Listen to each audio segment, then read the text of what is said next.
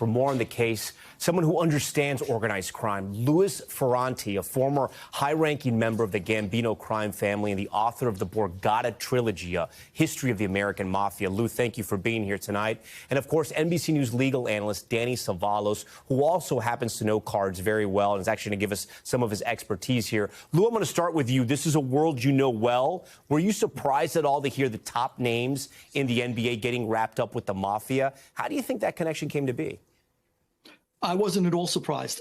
This gambling has been a mafia mainstay for the last 100 years. And with all the murder RICO indictments that put so many people away for the rest of their lives, the mob has sort of scaled back and they've stuck with loan sharking, gambling, because if you get busted, as long as there's no violence involved, nobody's beat up or threatened, it's a slap on the wrist. These guys could do, a nickel maybe in the can, as opposed to doing 30, 40 years or life sentences. Gambling's an easy pinch. So I was not surprised. Also, too, the mob has always been involved with sports from the days of Jake LaMotta, when Frankie Carbo told him to take a dive with Billy Fox so he could have a shot at the title. Even Sonny Liston, we all know the phantom shot that knocked Sonny Liston to the mat. Muhammad Ali, who beat him that night, couldn't even believe that he went down and wasn't getting up.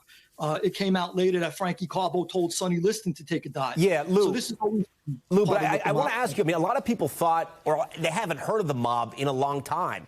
And then you have a case like this involving, at least the 5 families, right? What does this tell us about the mafia right now in the United States? Because a lot of that equipment we had never even heard of.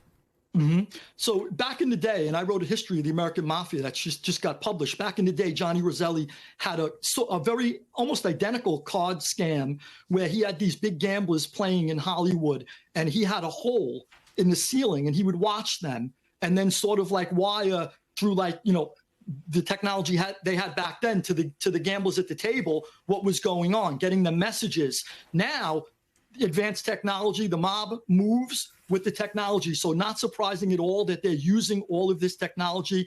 Don't think that, some capo or, Frankie Nine Fingers or Joe the Butcher is making these moves. They're getting some geek who knows technology, and he's doing it for them. He's putting it together for them, and he's doing what he's told.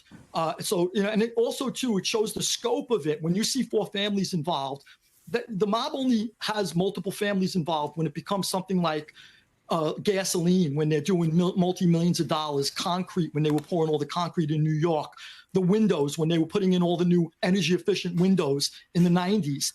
All the families get involved because it's so big and there's so much money involved that one family can't keep it to themselves. So when you see 4 families involved, you know that this is a huge racket. Also, too, when it comes out of the Eastern District, but it's happening all over the country, that tells me that the original informant must have come out of the Eastern District, and that's what sparked the investigation by agents in the Eastern District and a prosecutor in the Eastern District.